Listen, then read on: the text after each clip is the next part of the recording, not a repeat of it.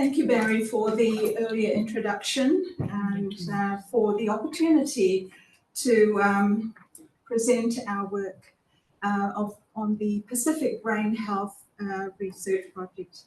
Noia e Māori, malo elele, talohani, warm Pacific greetings and kia ora to my colleagues who have recently returned from the Cook Islands along with me, where we presented some of our research work there.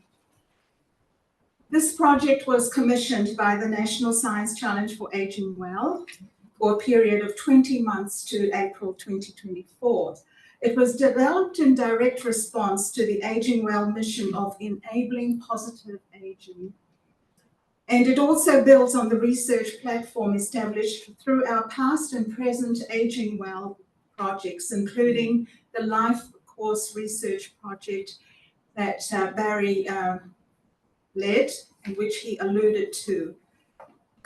The project Barry mentioned was also supported by the other two health-related National Science Challenges, A Better Start and Healthier Lives.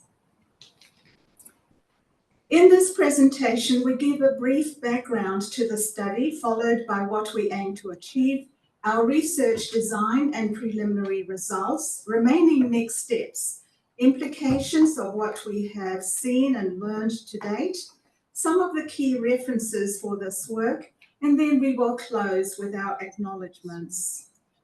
And the image here is of Tokelauan grandparents and the joy you see in their eyes when they see their mokopuna and family, and how that gives them so much, happiness and in the community when I meet with them. Brain disorders, as you may know, have debilitating effects on one of our most vulnerable population groups, Pacific older adults, and are a key concern for families and their communities. For most Pacific peoples, brain health and the diagnosis of various brain disorders such as brain injury, dementia, stroke, anxiety issues, to name a few, are largely based on Western concepts not easily transferred into the holistic perspectives of wellness and well-being that are typical of Pacific epistemologies.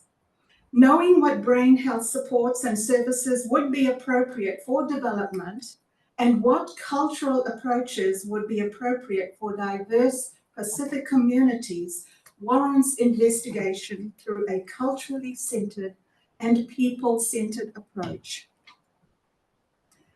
Our aim is to investigate how Pacific older adults engage with and participate in wellness and well-being service provision and social contexts, and how such participation impacts their wellness and well-being and in later life.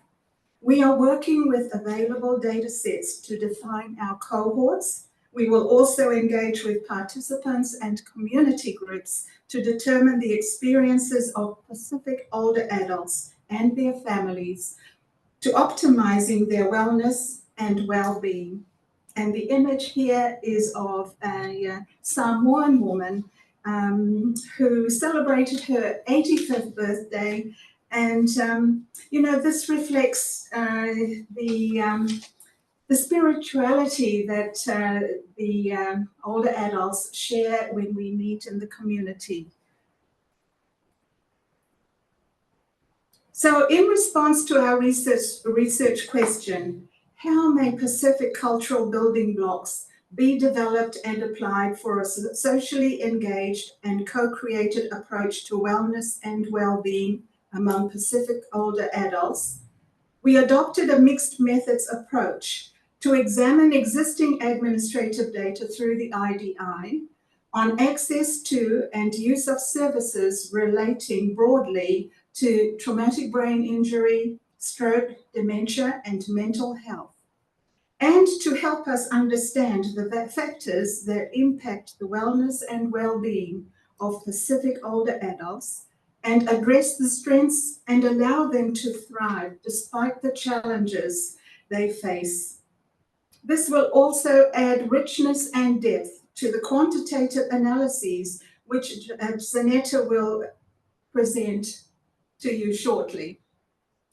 For the qualitative component, we will undertake, as set out on the slide, 3 ethnic-specific population groups involving Tokelau, Tonga, and Tuvalu, 24 individual interviews, 9 focus groups, 9 community workshops, and we will engage our subcontractors in Liven, that comes under the Presbyterian Support Central in Wellington, and the University of Auckland's Centre of Methods and Policy Application in the Social Sciences.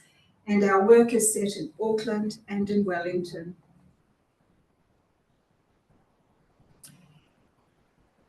The qualitative research design for this project allows for the research to be augmented by bilingual Talanoa and respective health models for each of our target groups, Te Waka Atawhanga for Tokelau, Honua for Tonga, and Olalele conceptual framework for Tuvalu. In addition, community workshops will help to inform the development of cultural resources identified by the participants and led by knowledge experts within the Tokelauan, Tongan, and Tuvaluan groups. As well, a Pacific wellness map to meet the holistic needs of participants and their families will be developed. Community engagement has commenced with bilingual study information circulated and prepared for our community groups and participants. And work is now in progress for the interviews and workshops. I'll hand over now to Zanetta for the quantitative component of this project.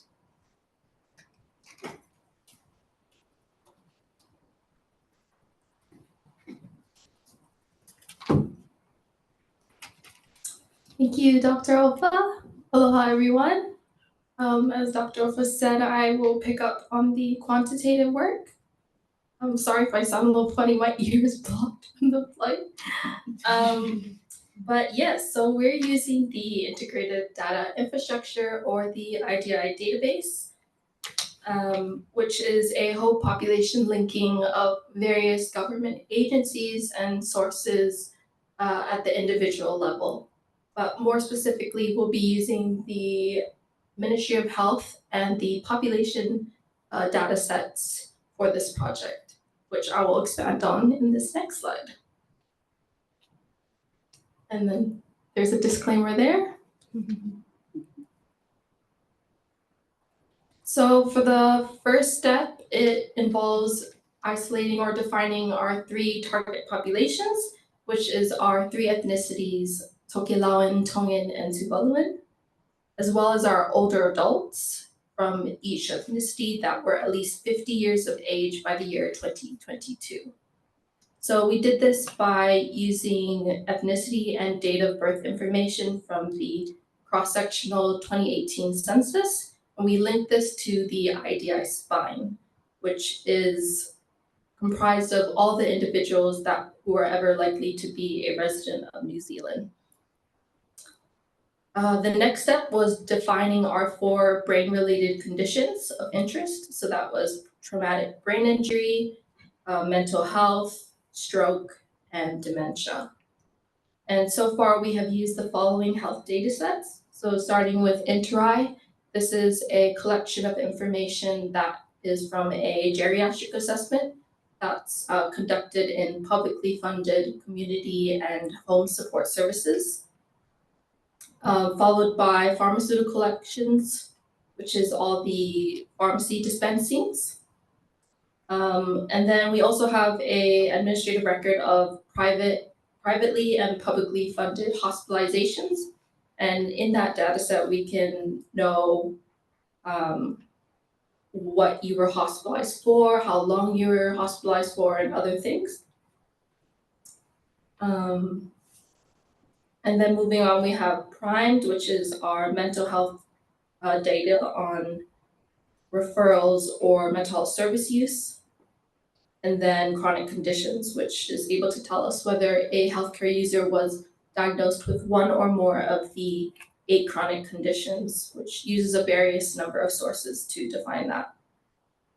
So using these primary sources, we were able to define our target populations over the age of 50 years old within each ethnic group and whether they experienced one or more of the 4 brain-related conditions over their lifetime.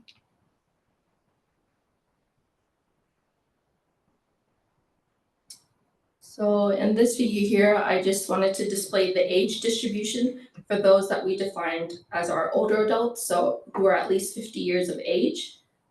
We can see for that all 3 ethnicities, they were more than 50% were in the 50 to 59 age range, followed by around 30% in the 60 to 69 age range, and then lastly around 14% in the Tuvaluan group and 21% in the Tongan group were at least 70 years of age. So what is already well known is that the Pacific populations in New Zealand tend to be very young, and the median age reflects that. So we see for the Tokelau population, the median age is 20.5 years. For the Tongans, it's 21.4, and astoundingly, the Tuvaluan group, their population's median age is 18.3 years. And to give you a little comparison, the European median age is 41. So more than half that in our 3 Pacific groups.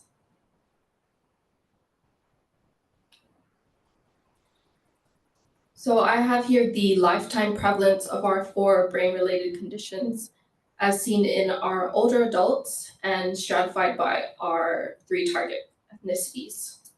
So for these target groups, this gives us any indication in their lifetime that they had one or more of these conditions. So that is mental health, traumatic brain injury or TBI, dementia, and stroke. So for mental health, starting off there, the Tokelauans had the highest mental health service use, with close to 38% of their older adults having at least one interaction with a mental health service over their lifetime, followed by the Tongan group at 32%, and then the Tuvaluans having the lowest service use at 26%. Moving on, we see a similar lifetime prevalence of at least one traumatic brain injury event among both the Tokelauan and Tongan groups at around 6 to 7%, and close to half that at 3% in the Tuvaluans. Also, we see a similar lifetime prevalence of dementia at around 5% across all the ethnicities. And then finally, for stroke, the lifetime prevalence ranges from 4 to 6%. For those older adults that had experienced at least one stroke event over their lifetime. One important thing I will add is that when working with the administrative data, it'll help us to understand what might be going on at the population level, but one of the limitations is that it won't really tell us why we might see a certain trend. For instance, in our Tokelauan group, if we see a lower mental health service use, we won't actually be able to know why we see that trend. And that's why the depth and the richness of the qualitative work that Dr. Ofa is doing will complement this quantitative analysis nicely. And yeah, just complement what the admin data is showing.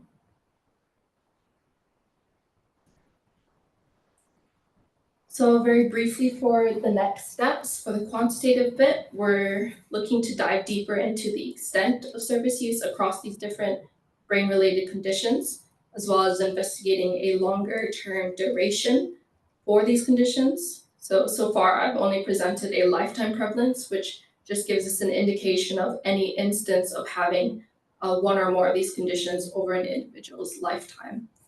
However, we want to take this further and define individuals that have had a longer term rather than just the instance of it.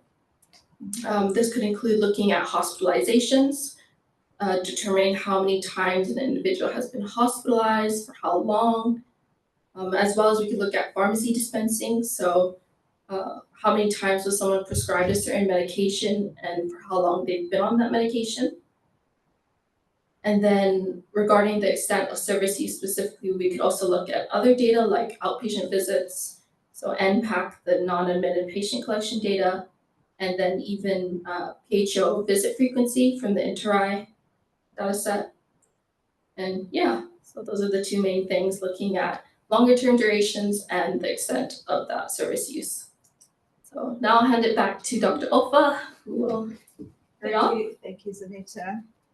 And for my part, I will be completing the qualitative research and interviews, community workshops, and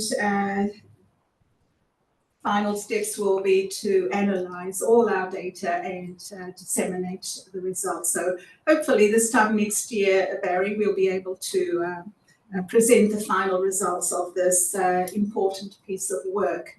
In the image here is a celebration from the International Year of the Older Person before COVID. And all the community groups were lined up in the hall and were stepping to the beat with the Pacific music playing in the background. And as you can see, Tonga is always leading the, the dance and the steps. And we have our mamas and papas from the Cook Islands behind them, but also Tuvalu group was involved. There were the Niueans and Fijian people as well involved in that celebration. So hopefully from now, we will be able to continue to recognize that special event and celebrate the older people. And so for references, I've listed here some of the key references we've used, and I want to acknowledge the authors of the Pacific Health models that we will be applying. And I want to acknowledge Kupa Kupa, who developed the Te Waka Atawhanga model for Tokelau mental health.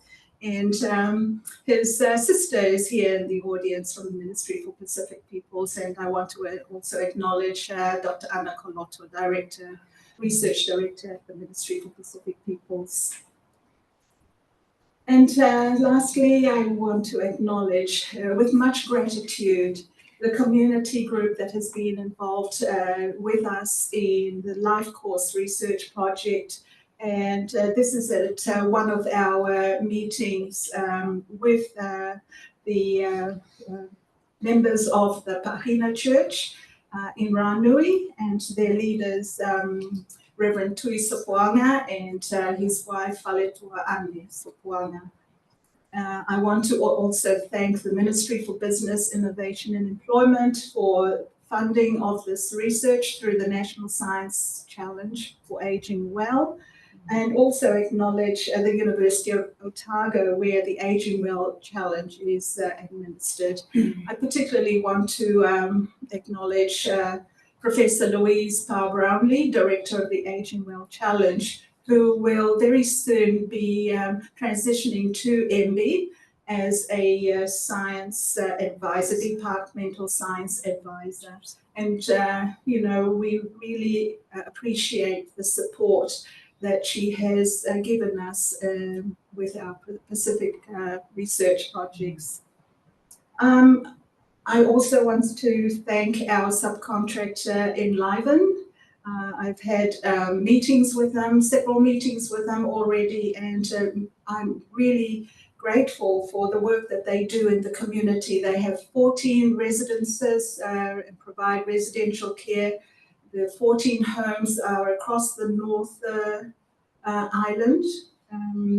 And so far I've had the opportunity to meet with the team at the Longview home in Tawa. And so I look forward to continuing the work with them.